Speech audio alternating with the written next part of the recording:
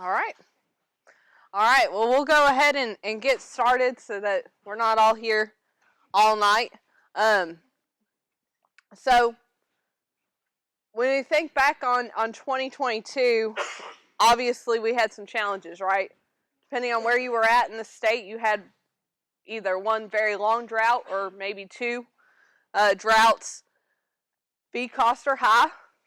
And so that left us in a situation where we probably had some limited forages, maybe some poorer forage quality than what we were hoping for.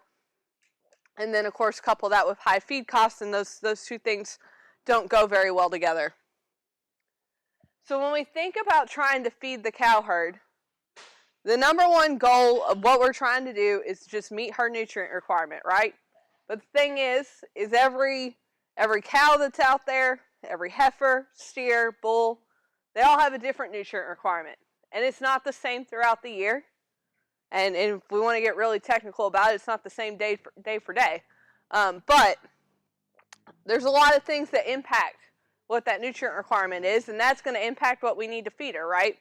And so when we think about what those nutrient requirements are, first and foremost, we've got to meet that maintenance requirement, right? That's just what it takes for her to stay alive, right? Keep breathing and do nothing else. But a cow that's on our pasture that's just breathing is not really making us any income, right? So we need her to also get bred. That's the next kind of step in this whole thing. And then obviously once she's had that calf produce milk. Add on for our younger females, for our heifers, they've also still got a growth requirement.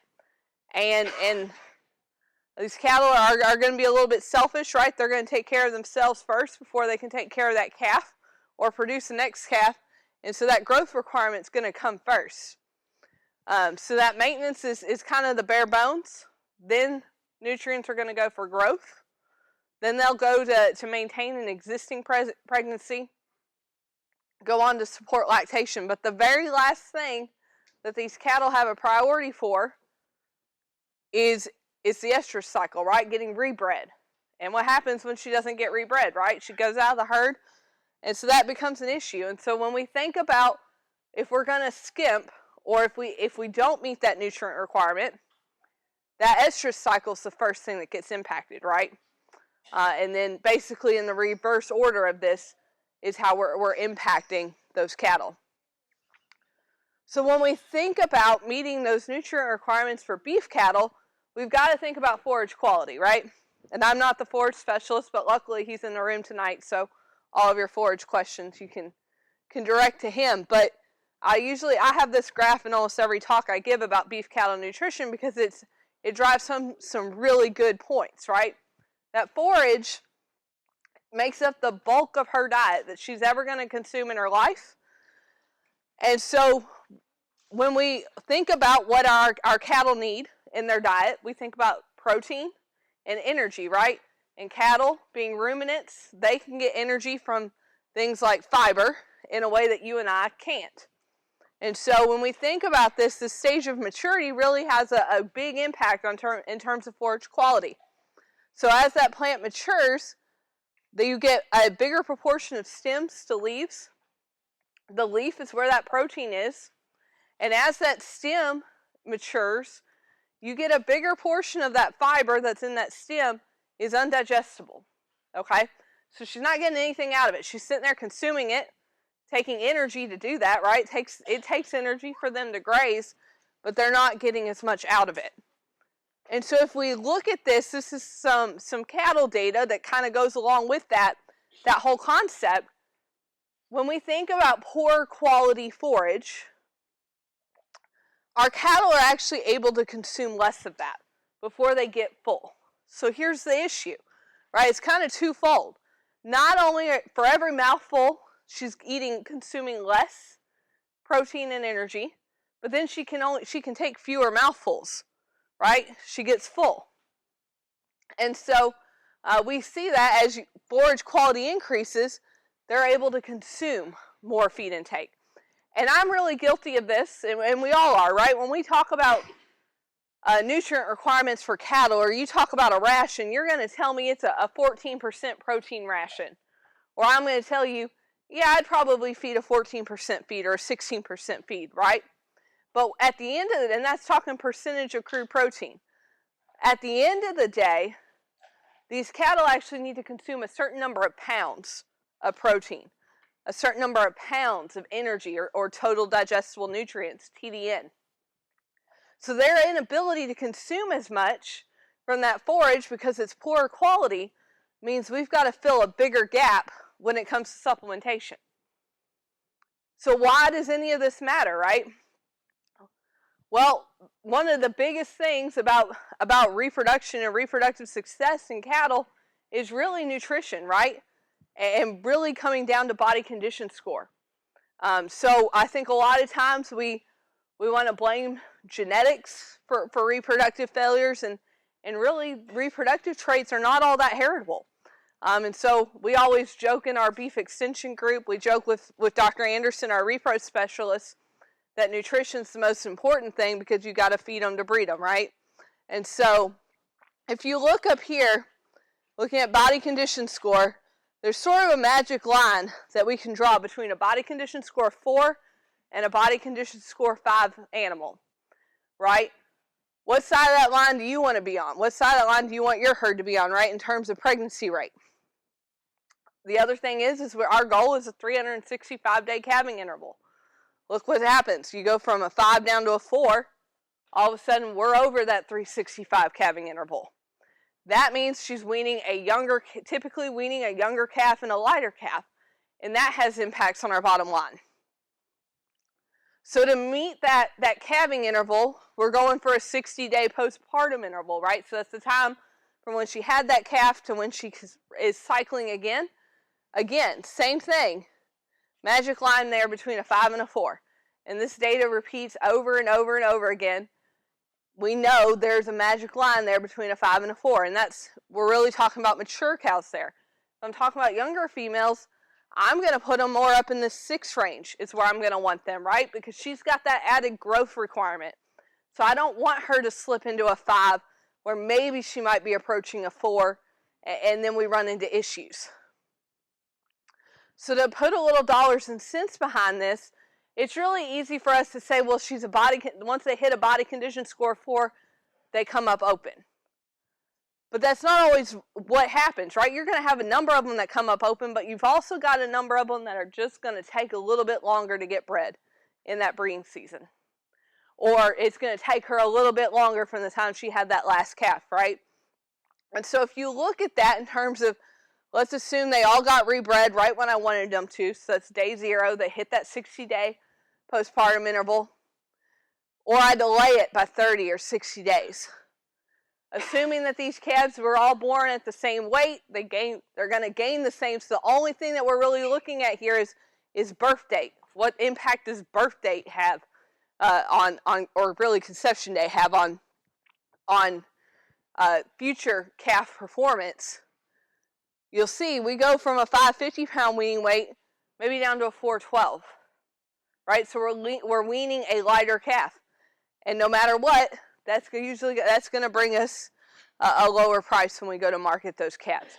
So if we have a proportion of our herd that slips under that mark and they're not in the condition that they need to be in, you're not only impacting her ability to get rebred, you're also impacting that performance of that future calf.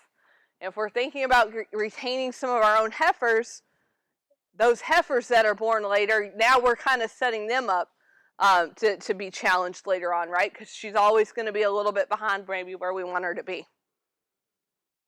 So ideally, we would meet those nutrient requirements with forage, right? We're pretty blessed in a part of the country that has a pretty good forage program, right?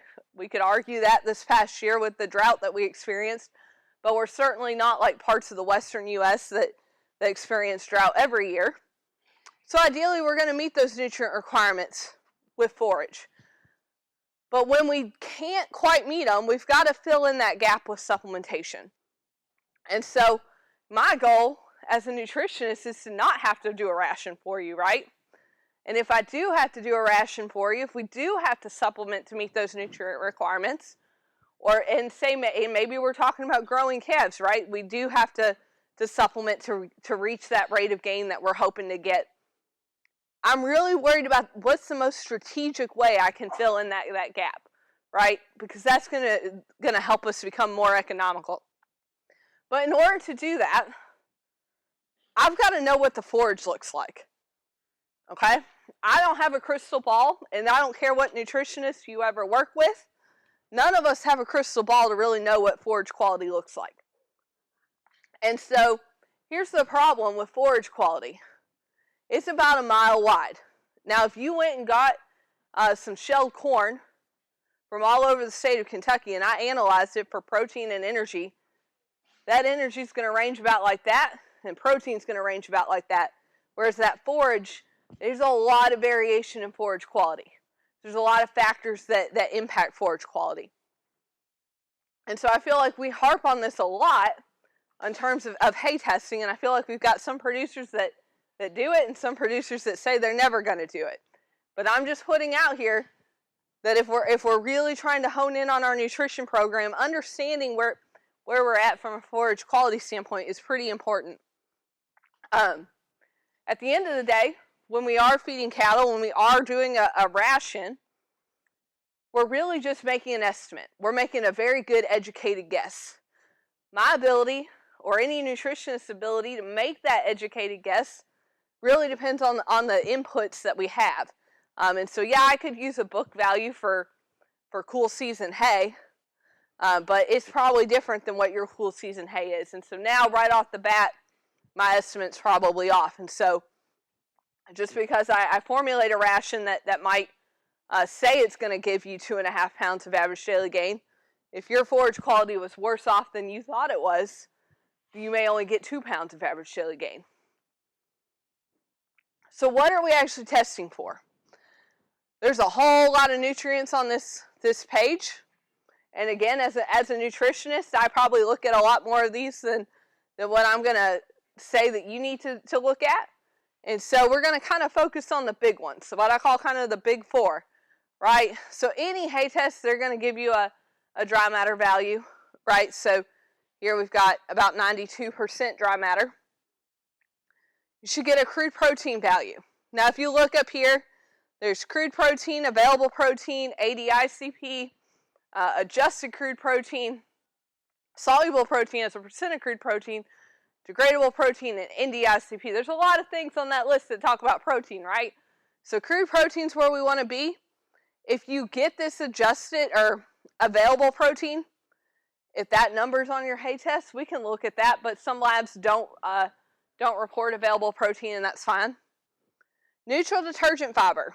This is one of my big pet peeves. There are some labs that just give you a crude fiber value. That crude fiber value doesn't really tell me enough information. I want to get this neutral detergent fiber or NDF, and then when you get that, you typically also are going to get this acid detergent fiber or ADF. But that number is pretty important. Crude fiber is kind of useless, honestly. So we want to make sure we at least get that. And then you're going to get a value for TDN, total digestible nutrients. Sometimes you get multiple values for that, but if we're comparing across samples, what I always tell people is if they give you multiple TDN values, make sure you're just using the same value. TDN is calculated from an equation, and there's a bunch of different equations out there. NIR is good. I like NIR. It works really well for especially things like grass hay. Depending on what lab you're using, they may not have the most updated equipment, and NIR is one of these things that's constantly improving and evolving. Wet chemistry, that's where they're actually going in the lab and doing those analysis. NIR, they're running it through a box with some light. And I know I'm oversimplifying it. Dr. Teutsch is going to laugh at me. And then they use some equations to predict these things. And those equations, like I said, they're constantly getting better. But if you're ever sending in something that's kind of off or different, especially if you've got a mixture of several things, I always recommend that we send off for wet chemistry, just because that mixture can impact which equation they would want to use, and then your values may not be as good. So, send off our hay test, we get our results. What does it all mean, right? So I like to just share kind of, these are my walking around numbers for mature cows, right? So if I'm just trying to figure out, am I in the ballpark, is my hay decent or not, I throw out the 7, 9, 11 rule. Now, keep in mind this only applies for mature cows. Heifers have a higher requirement, and I'll be honest, I haven't come up with a great easy rule for them yet, so we'll just talk about mature cows. So 7, 9, 11 for mid-gestation, late gestation, and lactation. TDN, we use 50, 55, 60, right? So as her nutrient requirement goes up, it goes from about 50 to 60% TDN. The reason why we talk about NDF and why NDF is so important to have on that test is because it gives us an idea of how much they're going to be able to consume, right? We talked about that fiber going up and they eat less. This NDF value kind of gives us an idea of that. There's some really crude equations that we can use to estimate how much they're going to be able to eat based on how much NDF is in our sample. And so really the reason why these big 4 nutrients are so important and more important than the other ones is if you're using we have the simple tool, the UK Forage supplement tool that works for mature cows, and it's a really simple calculator to figure out supplementation programs for cattle. And all you need to have is the results from a hay test that have those four numbers. You need to know stage of production, mid-gestation, late gestation, or lactation. And then there's a whole host of supplement options on here, or you can hit select all. So to kind of put a baseball analogy on it, this tool is not perfect. I tell people it's kind of like getting to third base. It's not a home run. It's not a true ration balancer. But they're a decent estimate. They're going to be in the ballpark, right? We're assuming with this calculator that it's a 1,250 pound cow. We also assume that she's an indecent body condition score. So if we've got thin cows, or we have cows that are on average really different from that 1,250, we might want to reach out and work with a nutritionist to tweak a ration a little bit for us versus using the calculator. But all this is doing is estimating how much hay they're going to consume based off that NDF number, and then figuring out how much of these feeds it would take to meet her protein and energy requirements. It's designed to be used with dry hay, so that NDF value, that equation we're using, it doesn't work really well with high moisture things like silages. So that's kind of another disclaimer. If that's your forage base, don't use this. You can get some wonky numbers out of that. So excuse me, sorry. I like to show this example. So I took a bunch of hay samples from another county in Western Kentucky. I won't tell on who it was, but I ranked them between the bottom third, middle third, and top third. So if you can see, we've got some differences in dry matter, but we're looking at all these things on a dry matter basis, so that dry matter difference doesn't matter. We can see that protein goes up, energy goes up as quality goes up, and then that NDF value will go down. And so if you put your hay test numbers into that calculator, you get something that looks like this when you hit the calculate button. And so I hit select all for all the different supplement options that are up here. And it'll tell you something like expected daily intake of this forage for a 1,250 pound cow is about 1.86% of her body weight. Again, it's calculating that based off the NDF value, so that number will change. It'll tell you it's about 23 pounds of hay on a dry matter basis, or about 30 pounds of hay on an as-fed basis. And then we figure out how much we need to supplement. Now, we put in some safety nets in here. So you'll notice corn has a max of 6 pounds. Soy hulls has a max of 16 pounds. I will tell you, sometimes you get some samples that are pretty low in protein, and you'll get a number like 10 or 12 pounds of soy hulls. Just because the calculator says it doesn't mean you should go out and do it. If you fry soy hulls, that's not the most economical option on this list. But we've got a bunch of different blends on here, all the way down to our protein feeds. So if you get an NA value, that means that it's over that max. And so it either can't meet protein and or energy without going over the max. If you get a 0 here, that's great. No supplementation required. So I took those samples and I ran them all through the calculator. And I, just for simplicity and for pricing, I did just soy hulls, just distillers, or just gluten. Keep in mind that probably the most economical choice on that list was a blend of a couple of these feeds. But if you look through here, that bottom third hay, it meets the requirements for mid-gestating cows, but it doesn't meet the requirements for anything else. You move into that medium quality hay, now all of a sudden we could get by with mid and late gestation with no supplementation. And that's pretty easy to get, right? Think about that middle third, that's our average kind of hay. We typically can get into this range where we're meeting mid and late gestating cows' needs. Where we really run into an issue typically is during lactation, right? That's where they need to have supplementation. But here's where it really gets down to the nitty gritty, right? If I've got feed at 320 a ton and I've got to feed 2.5 pounds of soy hulls, that's painful enough. But if I was really having to feed 12 pounds, again, I don't think anybody's actually going to go out and feed 12 pounds of soy hulls per head per day. But my point is if we're not hitting that point, we're giving up performance, and then we're going to run into all those other issues that we already talked about from a performance standpoint. So really understanding what our hay quality is can allow us to feed the right hay to the right cow at the right time. So to put some dollars and cents behind it, I updated these numbers probably a couple weeks ago. So I basically took wholesale value and added, I think, 15% markup to that. So soy hulls, distillers, and gluten, those were the prices that were on there. And so again, and I calculated the cost to supplement 30 cows for 30 days.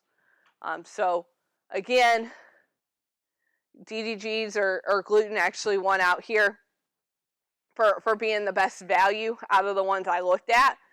But keep in mind, probably the best combination may have been a blend. But look at the difference in terms of cost if I make sure I'm feeding that best quality hay that I have to the right cattle at the right time. And then I can make another impact by feeding the right supplement. This one's not as extreme. I've done these numbers with some other values, and you can get some really extreme differences across supplement feedstuffs too in terms of the cost to feed that. So talking about picking out the right supplement, right? What's the best feed to work into some of these hay-based rations?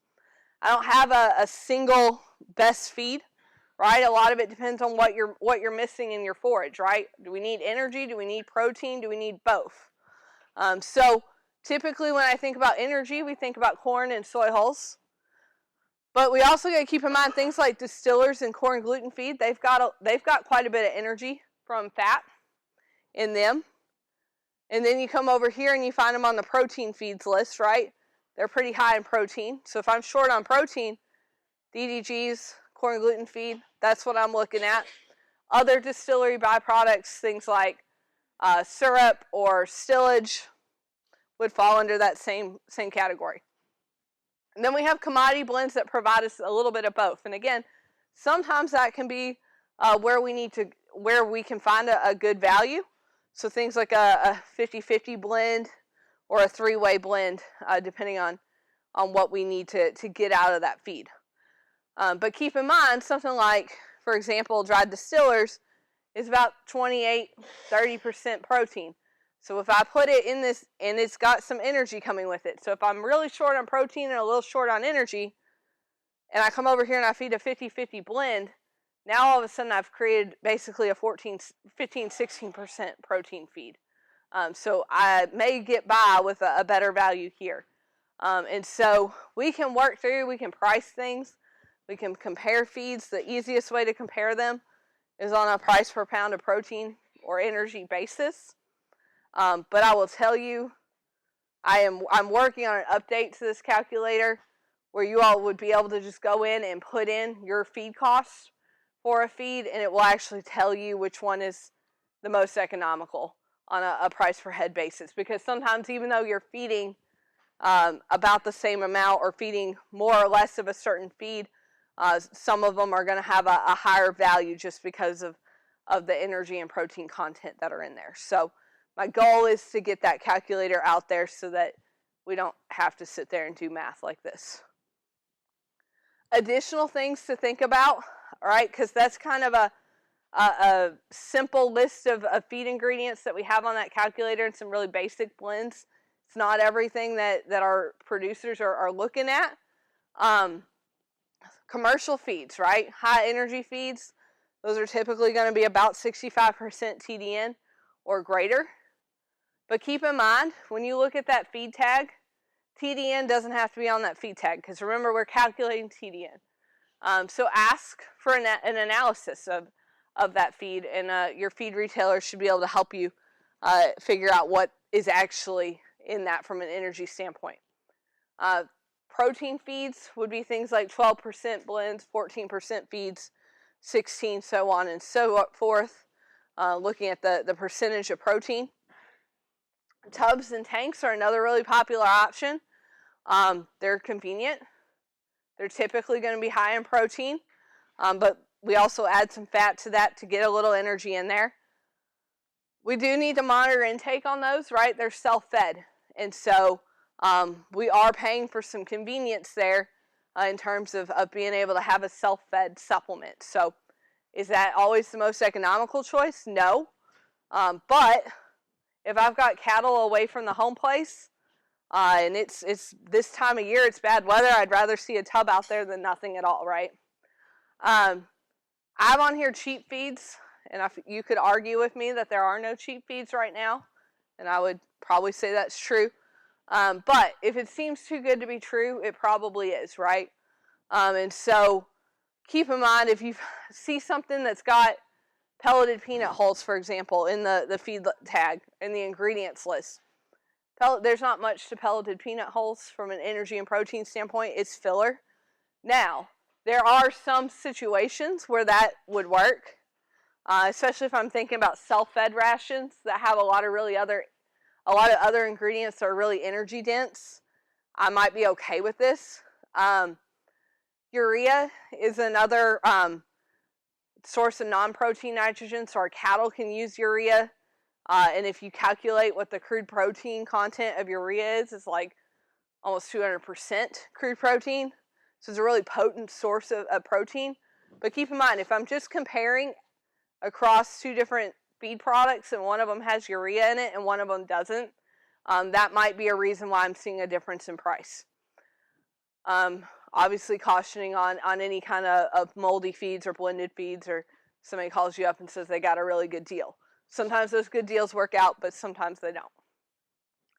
At the end of the day, whether you use the calculator, whether you work with a nutritionist, or we're just winging it, the cattle are going to be the ones that really tell us how good our feeding program is, right? The cattle are really the clients, right? And they're the ones that are telling me how good a job we're doing or if we're not. And so we're really managing for body condition score. So mature cows should be about a 5+, right? And so if I'm just doing the quick and dirty way of body conditioning score, I don't want to see her ribs. Now this girl, clearly I'm not seeing any of her ribs. She's well above a 5. Heifers, I want to see them at a 6. Right, I don't want to see them getting down to a 5 because, again, they can get set back pretty quickly because of that extra growth requirement.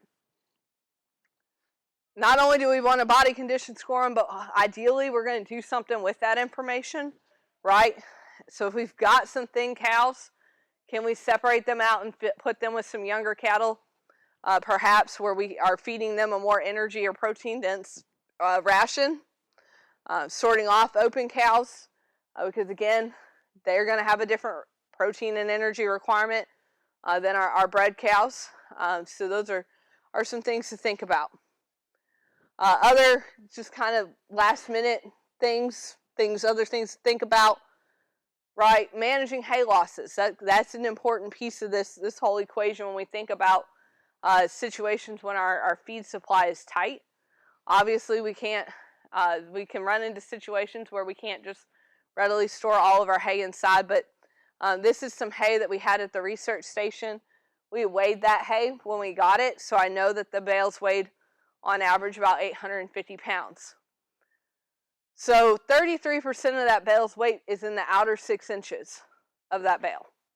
The next 6 inches going in on that bale is another 26%. So over 50% of that bale's weight is in that outer 12 inches of the bale, right? And we know once that hay gets weathered, it sits outside. Once we go out and feed that, that's typically what they're going to waste, right? And so this is actually hay that, again, was purchased from the same location, had been stored under roofs, and I had to store some of it outside. So it sat outside from August to November when I took this photo. You can see I'm already past the 6-inch mark here. So by my math, that bale went from about an 850 pound bale to really about 570 right off the bat, just because of storage losses. And then we have additional feeding losses that can also occur. So there's a lot of information there, but again, the main goal is that we meet that protein and energy requirement. Ideally, we're going to do that as much as possible from a forage source, and we're going to fill in the gap with supplement when we need it. And hopefully we'll do a little thinking, putting the pencil to the paper, and figure out what the most economical source of that supplement will be. Because I will tell you, this year, gluten and distillers have gone back and forth on price, right? So if I've always just fed a 50-50 blend of hulls and gluten, that might not have been the year to do that this year. So just putting that out there, when we get into these markets that fluctuate in high feed prices, we really need to be searching for what the best deal is. So, and I thought I had updated that with the right dates, but I will just put a plug in for the Mid-South Stalker Conference. It is the 21st and 22nd of 2023, not 2022. It's going to be in Bowling Green this year. We're back to doing it in person. It hasn't been in person since before COVID, and it's back in Kentucky this year. So it's a pretty forage-heavy program this year because feed costs are high, and we know, especially in the stalker backgrounder sector, when feed costs are high, we really start to look at our forage program.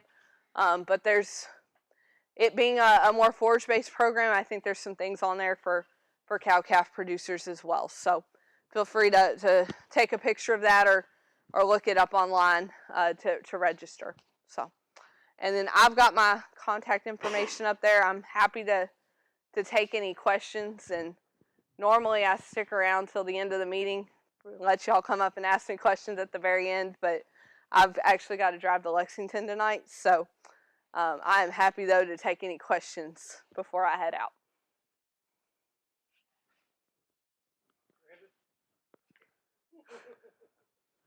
Was that my hay sample you used up for us 18% protein? Yeah, definitely.